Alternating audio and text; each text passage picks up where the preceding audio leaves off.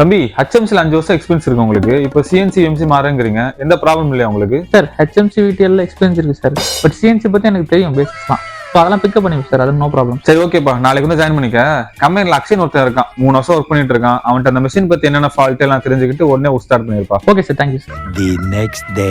என்ன இந்த கம்பெனில ஷிஃப்ட் ஆரம்பிச்சு இவ்வளோ நேரம் ஆச்சு, இன்னும் மிஷினில் எவனையும் ஆளக்காம. யார் ஜி நீங்க? என் மிஷின் என்ன பண்றீங்க? ஜி நான் இன்னைக்கு தான் ஜாயின் பண்ணியிருக்கேன்.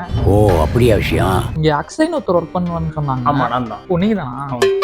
மிஷினில் மிஷின் ரன்னிங் கண்டிஷன் எப்படி இதெல்லாம் கேட்டு தெரிஞ்சுக்க சொன்னாங்க சார். ட்ரைனிங்னா ஏன் ஜி இங்க வந்து சேர்றீங்க? வேற எங்க இன்ஸ்டியூட் போய் சேர வேண்டியதானே?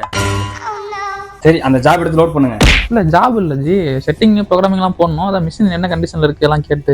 வாங்க ஜி, அங்கதான் சூப்பர்வைசர் ரூம் இருக்கு, அங்க போயிட்டு அவர் வேலையை கத்துக்கிறீங்களா?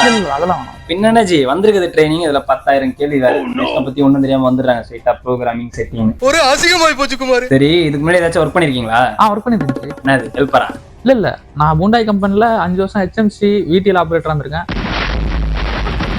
ப்ரோக்ராமிங் செட்டிங் இதெல்லாமே பொறுத்துருந்துச்சு. அவ்வளவுதான், நம்மள முடிச்சு விட்டீங்க போங்க. ஏன் இல்ல பிரச்சனையா? உங்களுக்கு என்ன பிரச்சனை இருக்கு? எனக்கு தான் பிரச்சனை.